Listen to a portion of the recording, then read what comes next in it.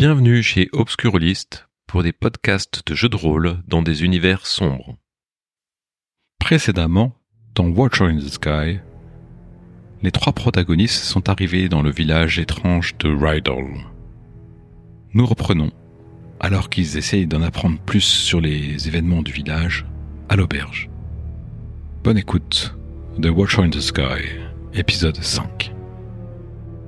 Hélène, toi t'es avec Don et il te demande bah c'est pas tout ma petite dame, mais peut-être que vous allez vouloir vous restaurer parce que la bière Ça nourrit mais pas assez. voilà, un stew Pour 3 personnes s'il vous plaît. au dieu à guiche.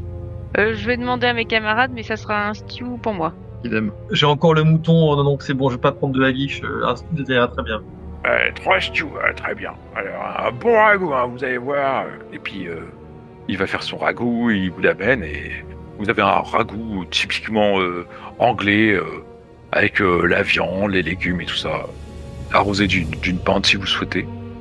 Il vous laisse et donc vous commencez à manger et puis vous commencez à discuter de ce que vous avez vu ensemble. De mon côté, j'ai pu cuisiner un petit peu le vieux Derrick. Bravo. Ça a pris pas mal de temps, je dois bien avouer, et ça m'a coûté pas mal en whisky aussi, mais bon, je pense que ça en valait la peine. Je regarde un petit peu de part et d'autre et je l'ai approché. A priori, le soir dans ce petit village, le sommeil n'est pas forcément paisible. Des chants seraient entendus vers les anciennes écuries, aux alentours de minuit. Il m'a également parlé de suicide de jeunes femmes au XVIIIe siècle, et que, étrangement, la femme du pasteur, du père, serait également suicidée. Je ne sais pas sur l'échelle de temps si c'est la semaine dernière, s'il y a 2 mois, s'il y a 5 ans, mais le plus intéressant, je pense que voilà, c'est minuit, les écuries et quelques chants, une musique, voilà. Après, à savoir où sont les anciennes écuries, je ne sais pas. Bon, ça doit pas être très loin vu la grandeur du village, mais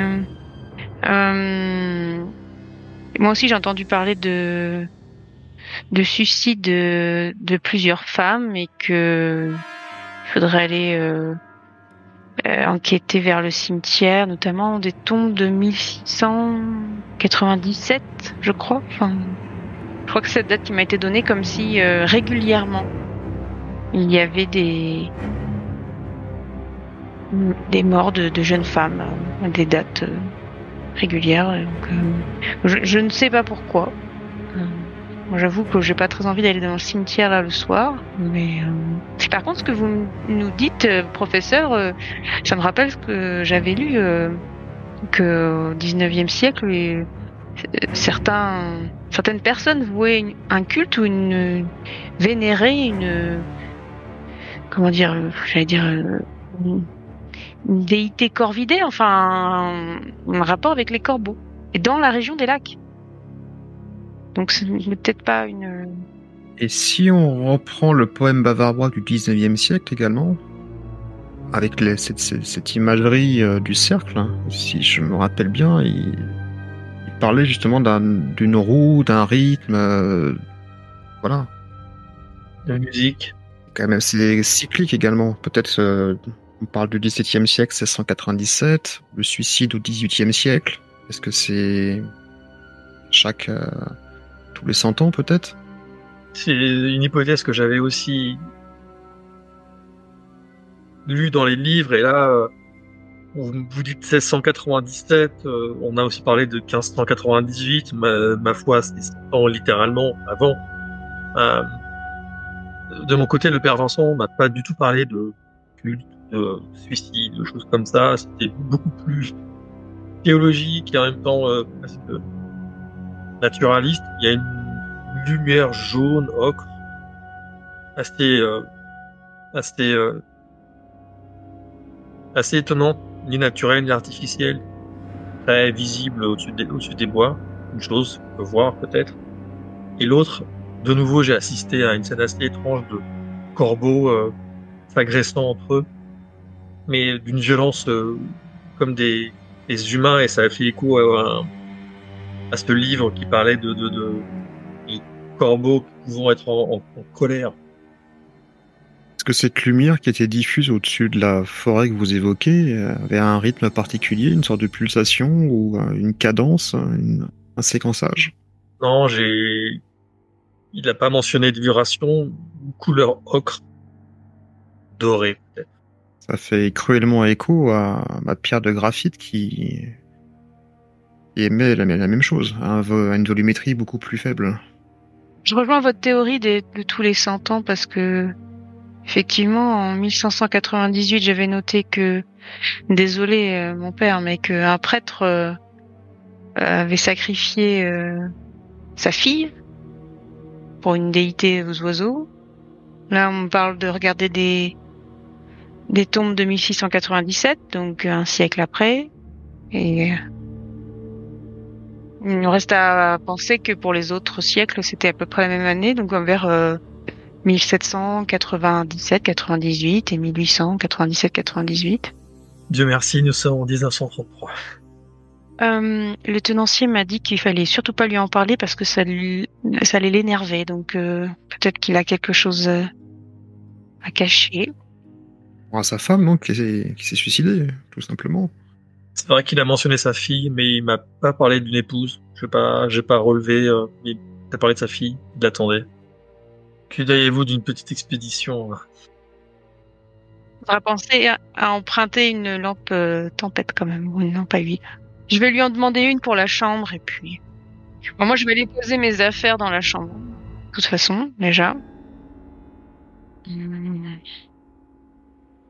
Et ensuite, il n'est pas encore trop tard pour dire que on veut sortir sans que ça soit étrange, donc on peut peut-être effectivement faire cimetière et puis après le truc. Et j'allais au cimetière, et puis peut-être qu'on verra ces fameuses lumières sur les bois. Donc vous déposez vos affaires dans vos chambres et vous prenez vos lampes et vous ressortez. Au moment où vous passez la porte, Dan vous dit il était bon mon stew. Excellent, merci. Ah, c'est bien, du mouton bien de chez nous, hein. Et puis, prenez pas trop, hein, parce que il va commencer à faire froid. Allez, si vous rentrez trop tard, la porte sera fermée. Hein. Et puis, il vous laisse partir. C'est avec une nausée un peu prenante que vous quittez la porte en repensant au stew de mouton. Et que vous avancez dans ce village.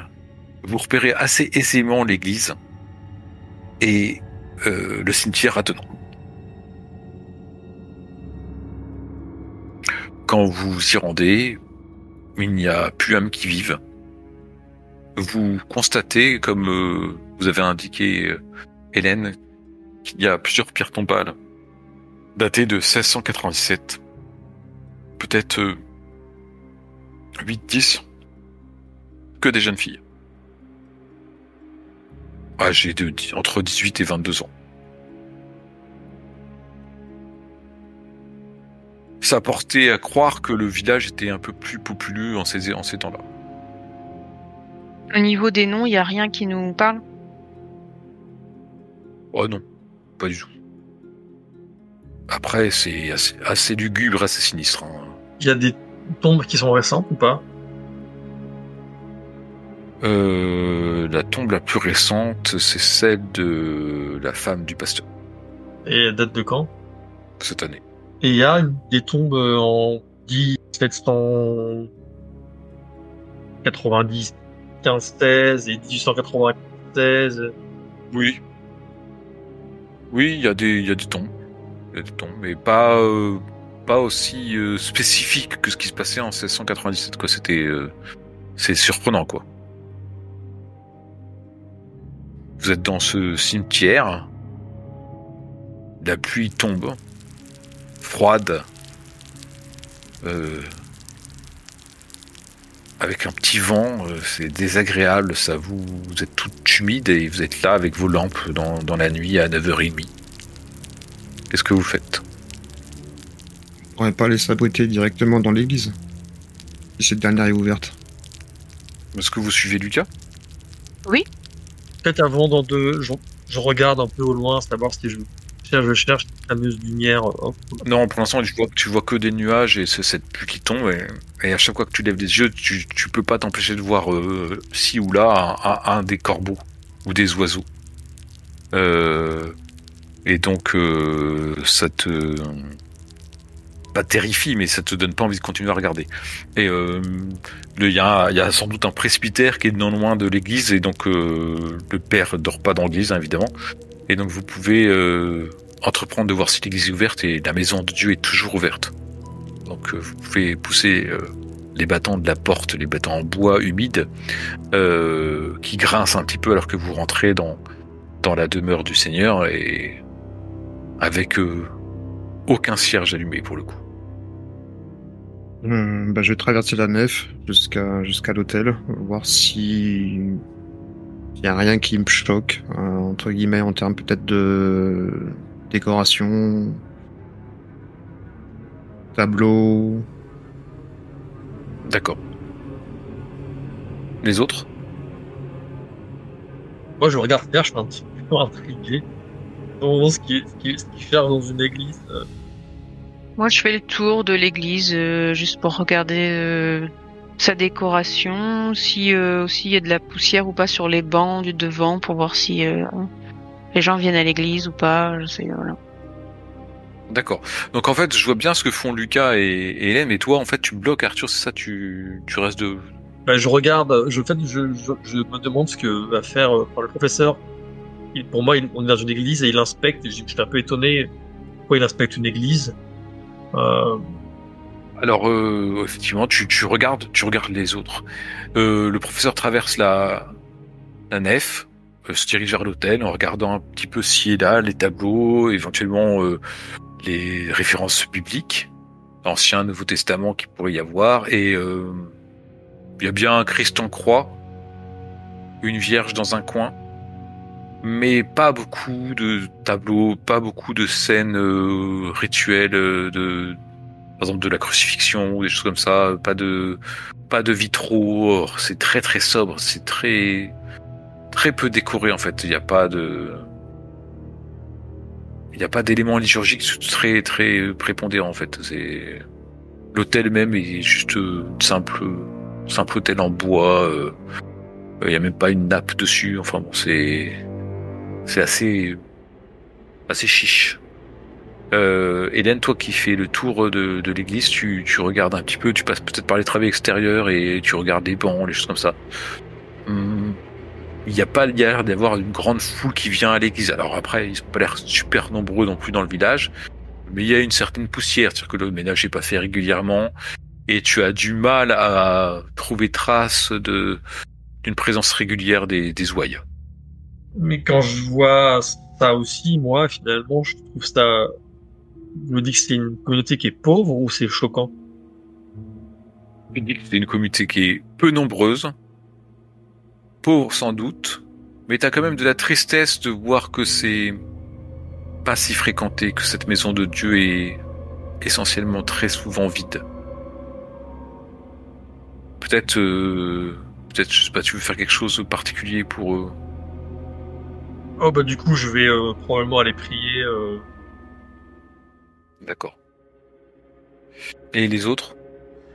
Moi, rien de particulier, je m'assois sur un banc pour réfléchir à tout ça en attendant que le père note les finis de prier, mais... Donc, père va prier, toi tu t'assois sur un banc, tu restes, tu fais une prière sur le banc, tu sors ton carnet, tu sors tes lits, Je sors plutôt mon carnet pour noter les indices en essayant de les relier entre eux, on va essayer d'avoir déduire quelque chose. S'il n'y a rien qui me choque dans l'église, je vais rejoindre Mademoiselle Wells. Ok.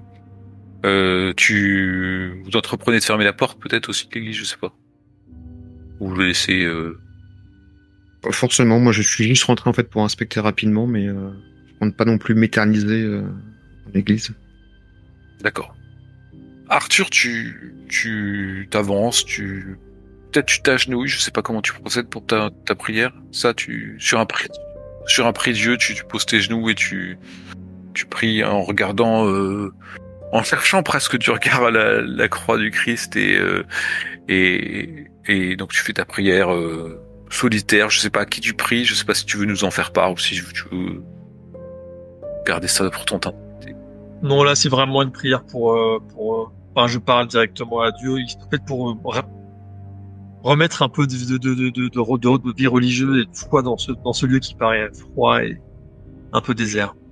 Hélène, tu prends des notes dans ton carnet et peut-être tu notes les indices, tu essaies de les relier entre eux et quand tu aperçois Lucas qui vient te voir en fait et donc peut-être tu lèves la tête à ce moment-là et tout en continuant à écrire en fait tu regardes un peu ce qu'il vient faire. Je sais pas si il t'aperçoit, il te laisse je suis pas sûr qu'il intervienne et il te laisse à tes occupations et en fait en retournant sur tes notes tu t'aperçois que tu as dessiné le symbole d'une étoile en spirale, la même forme que les oiseaux qui prenaient leur envol, de façon complètement inconsciente, en écriture automatique.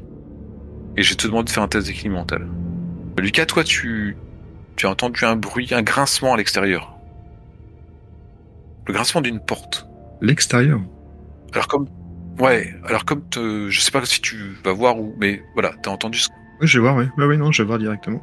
Tu vas voir ce grincement, comme tu irais un peu, tu te trépignais, on veut même dire, dans cette église, et tu te diriges vers l'extérieur, donc tu regardes un petit peu sur le seuil, tu t'avances pas trop parce qu'il pleut évidemment. Tu t'aperçois qu'en fait, il y a une ombre qui sort d'une maison qui est non loin de l'église. C'est sans doute une jeune fille. Elle a de très beaux vêtements. Alors c'est pas riche, mais tu sens qu'elle a mis une belle tenue. La tenue du dimanche, en fait, en quelque sorte. Et qu'elle s'avance. Et qu'elle part, comme ça, vers la forêt. Alors immédiatement, je me retourne et... Arthur, Mademoiselle Howell, vite.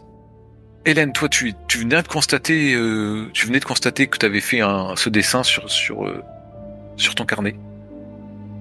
Ben, je reste fixe, interdite, je comprends pas en fait. J'essaye de me dire mais quel moment je l'ai dessiné, qu'est-ce que je faisais, j'ai eu une absence et je referme violemment le carnet. Ça m'arrange que le professeur il nous interpelle, ça me permet de le refermer et de le ranger et je passe à autre chose. Est-ce que tu en viendrais à douter de toi? Ben là, je m'explique pas en fait. Je me rappelle pas avoir dessiné ça. Donc, est-ce que je l'ai fait machinalement sans regarder? Mais pourquoi j'aurais fait ça? Je comprends pas. Ou alors je l'ai dessiné et j'ai eu une absence. Je sais pas. Et peut-être que j'ai trop bu de pinte de chez Don. Je sais pas. Sans doute, t'es pas habitué. Et donc tu refermes avec un claquement assez violent ton carnet. Tu dans son sac et tu rejoins rapidement Lucas. Arthur, qu'est-ce que tu fais? Tu étais en prière et tu entends Lucas quand même qui t'appelle. Je m'interromps pour voir ce qui se passe, pourquoi il m'appelle.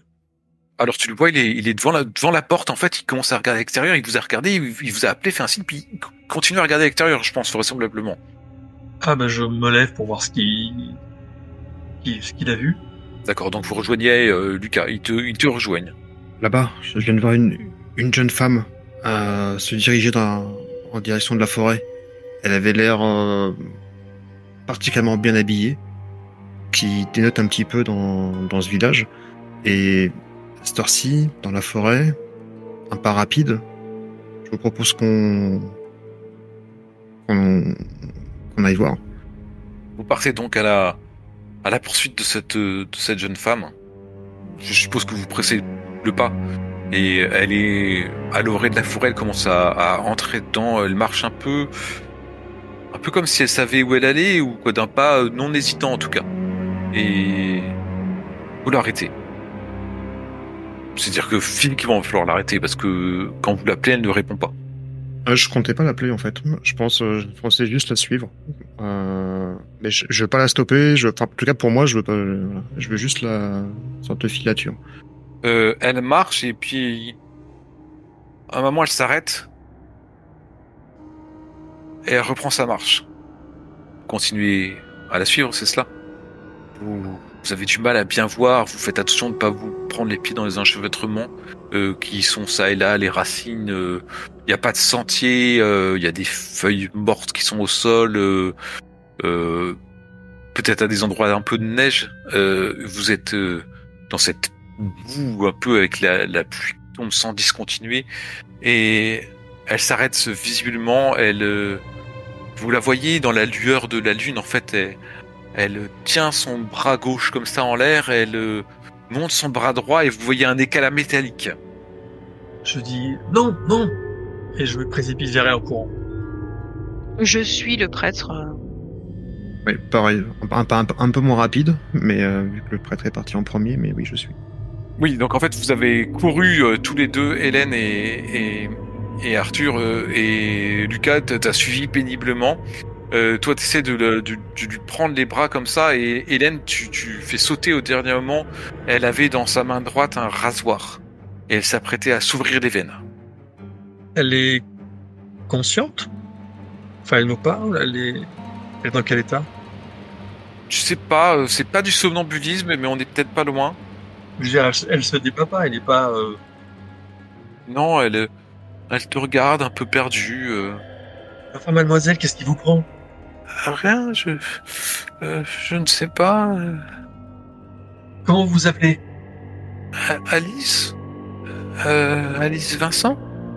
Vous êtes la fille du pasteur, du père Vincent? Oui, et vous êtes qui? Je regarde, je jette un regard désespéré à Hélène et à Lucas. Est-ce qu'elle a lâché son couteau ou son rasoir? Le rasoir, ouais. Ouais, elle a lâché, ouais. On va vous ramener chez vous. On est au milieu de nulle part ou il y a quelque chose de particulier où on est? Là, vous êtes au milieu de nulle part, là.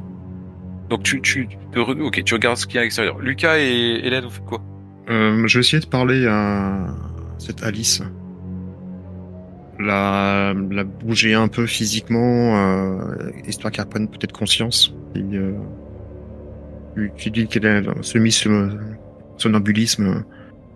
Un peu pareil, en fait, je compte l'éclairer avec la lampe pour essayer de voir si je vois au niveau des pupilles, des yeux, quelque chose, des rudiments de médecine que j'ai grâce à mes études pour voir si elle a été droguée, si dans quel état elle est.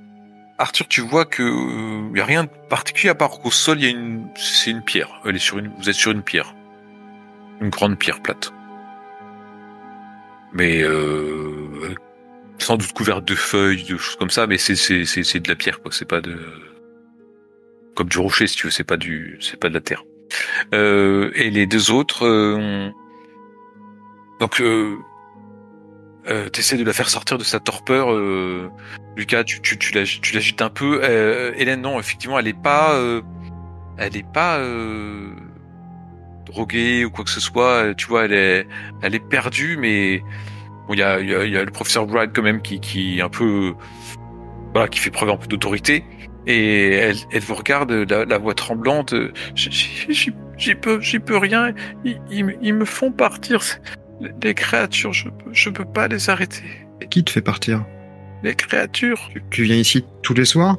Non, c'était là, maintenant, là, tout de suite. Je sais pas. Mais vous avez raison, je vais rentrer. Et puis elle commence à vouloir rentrer.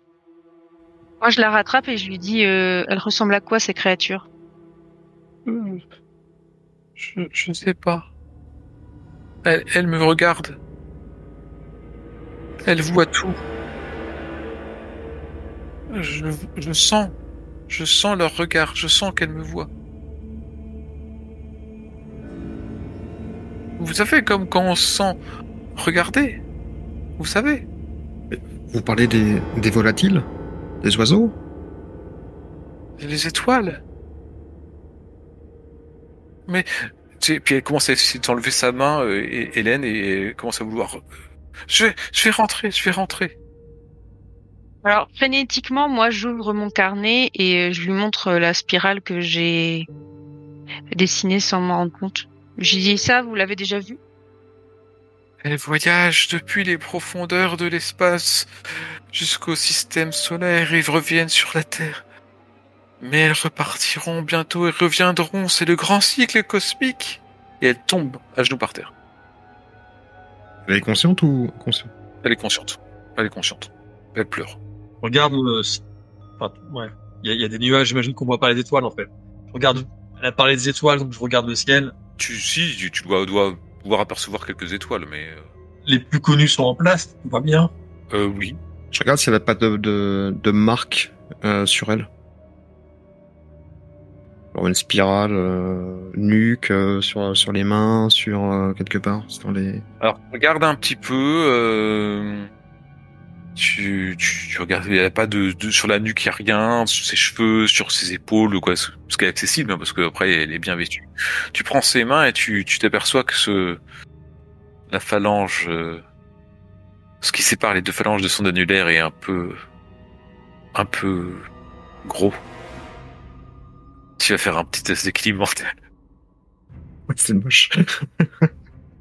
Tu tiens bon, tu dis que c'est peut-être une coïncidence, peut-être que c'est... C'est pas ce qui te préoccupe là tout de suite, donc ça fait un petit rappel comme ça, mais bon, t'es quand même dans l'action, t'es dans cette journée très inquiétante, mais très passionnante pour toi, qui te change de ton morne quotidien. Et donc oui, elle est là, elle a rien de particulier. Tu peux même la redresser, hein, juste elle est toute triste. Ah oui, je vais la soutenir. En fait, les paroles qu'elle a prononcées sont en écho avec un interminable mot allemand en spirale que vous avez pu constater. Est-ce que vous la raccompagnez jusqu'à chez elle? Oui. Très bien. Elle vous la ramener jusqu'à au seuil de sa maison et merci. Et puis elle ouvre la porte et entreprend de rentrer. C'est peut-être le moyen de parler également à son père, non?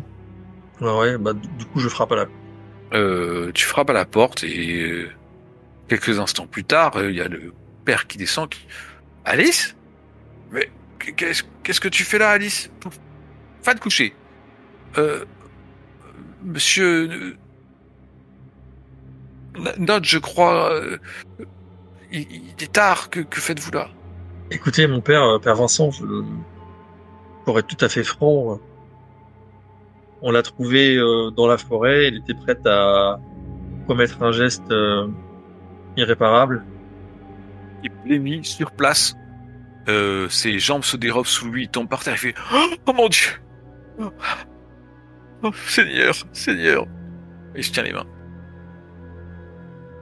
Il se tient la tête dans les mains. Ma femme est partie déjà. Et je ne peux pas perdre Alice de la même façon. Non, ce n'est pas possible. Mon Dieu. Il faut faire quelque chose. Je ne sais pas, Seigneur, aide-moi. Puis il tient la main, il est à genoux devant toi, il te serre la main, mais très fort. Et, aide-moi, Seigneur, aide-moi. Il s'adresse à toi comme si t'étais son Dieu, en fait. Et il pleure, en fait. T'as un homme qui pleure devant toi, qui est complètement traumatisé par ce qu'il subit. Oh bah je la vis vraiment là, je réconforte, quoi. Je parle même pas, en fait. D'accord.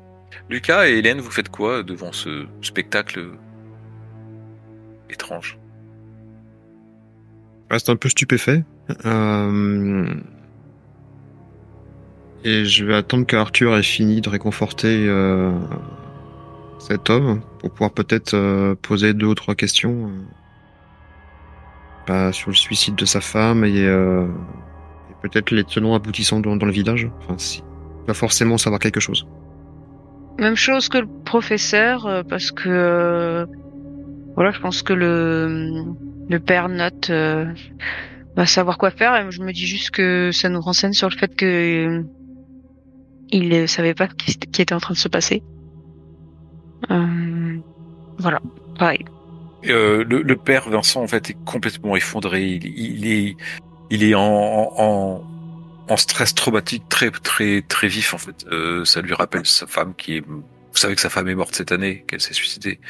C'est à vif chez lui, et il arrivera juste à te murmurer quelque chose, Arthur. Il arrivera juste à te dire les registres paroissiaux, putain.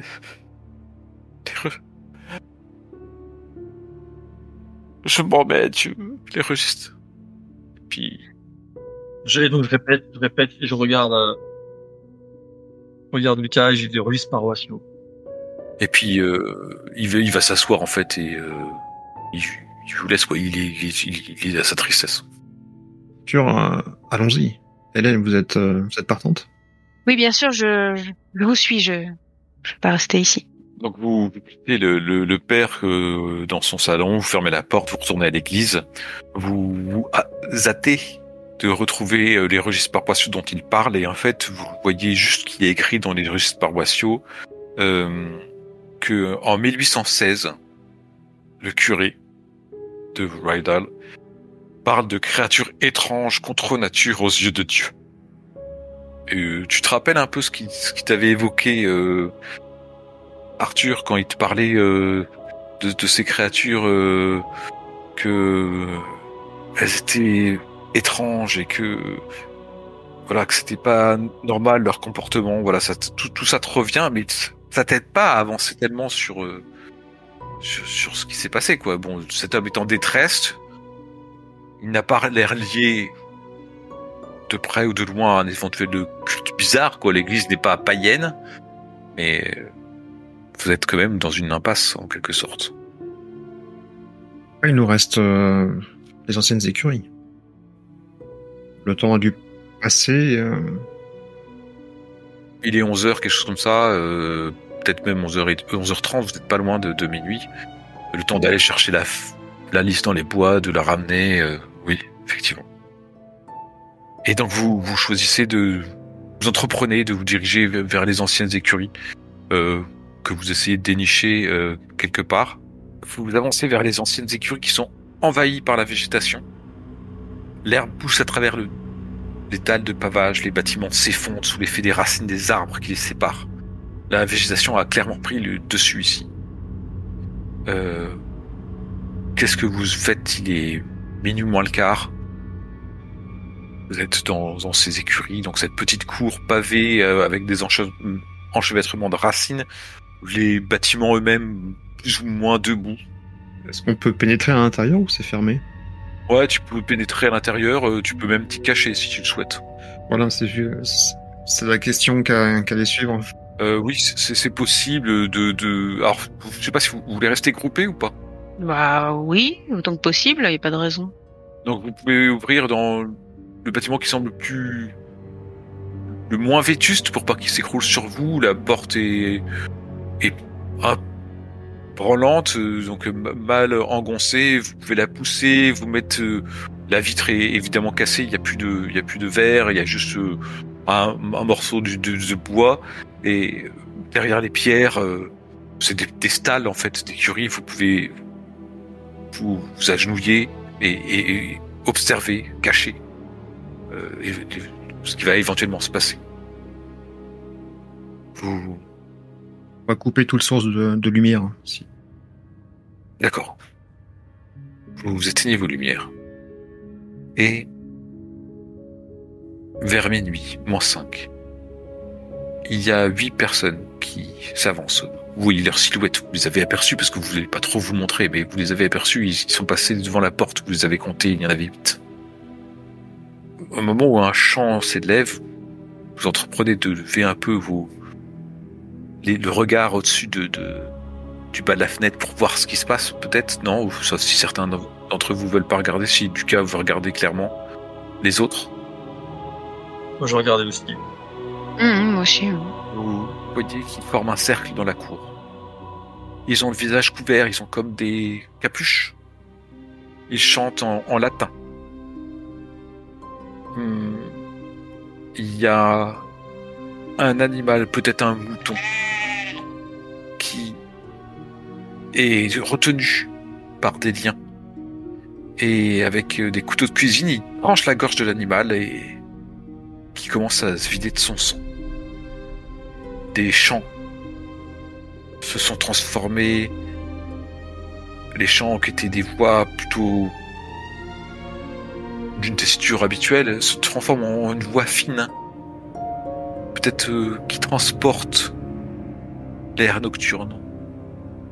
Il y a une lumière ocre qui commence à baigner le ciel, qui émane peut-être de la forêt, vous ne savez pas.